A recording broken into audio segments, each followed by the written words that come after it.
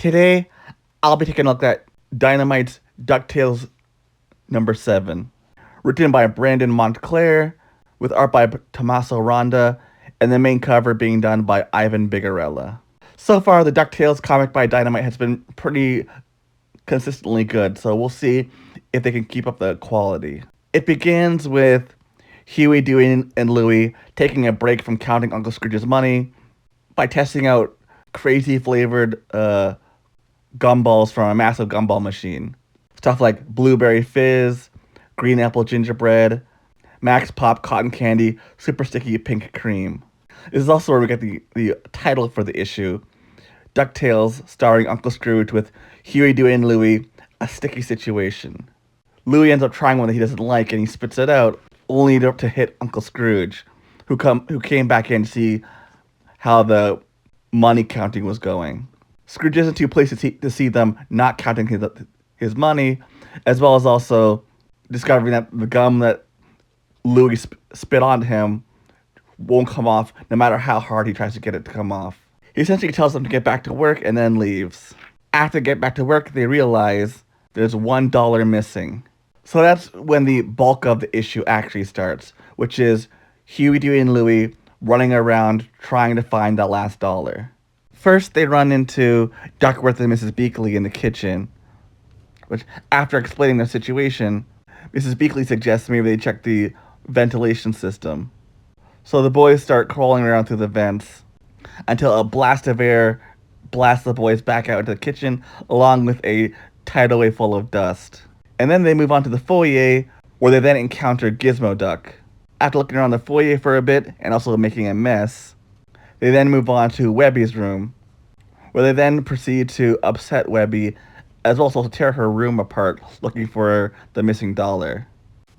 Then it's on to the workshop, where they encounter Gyro Gearloose working on a new invention, the dollar detector, which is a mix between a biped, a unicycle, and a helicopter. After Gyro turns it on, he then goes blasting through the roof and flies off. They wander out into the garden where they encounter Bubba and Tootsie the dinosaur.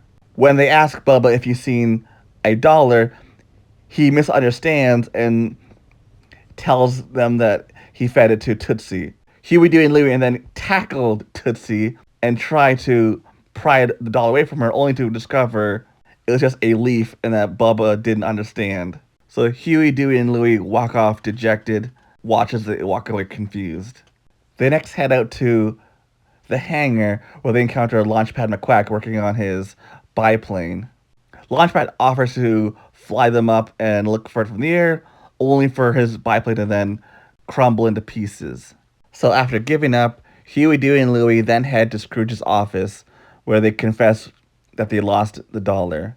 And after they have nothing to say for themselves, Scrooge then says they won't find the answer looking down at their feet, only for Louie to then look down at his foot and realize that the dollar bill that had been missing had been stuck to his foot the whole time from the wad of gum that had stuck to his foot earlier on in the issue.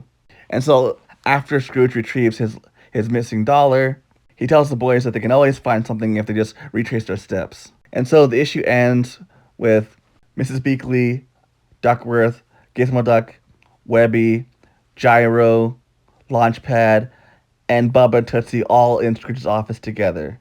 And we end up getting a little tease for the next issue, which is going to be a Gizmo Duck focused one. And that's how the issue ends. And now for my thoughts on the comic itself. It's a pretty good comic that has some great art that's very reminiscent of the show, but with that extra layer of quality that you get from a comic, as well as also the characters stay in character the whole time. It's always fun to see when the next classic character or group of characters shows up. It's always fun to see that. The story is self-contained, so you don't need to have read the previous issues to understand what's going on. It has a very DuckTales style twist at the end. I do have some criticisms of the issue. One of them is that a lot of the dialogue isn't character specific enough. Like when you're reading Scrooge's dialogue, it doesn't sound Scottish enough Or like, for example, in the original show, Duckworth has a British accent, which doesn't really come through in this comics dialogue, which sounds more like generic American style English. As well as in the original show, they would call him Unca Scrooge, not Uncle Scrooge. The structure of the issue is also very repetitive. Boys go to location, meet classic character, but is unable to help them.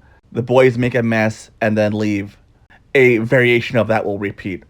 I also do miss the flashback scenes done in the style of the Karl Barks and Don Rosa era comics. Those are really neat and also set the comic apart.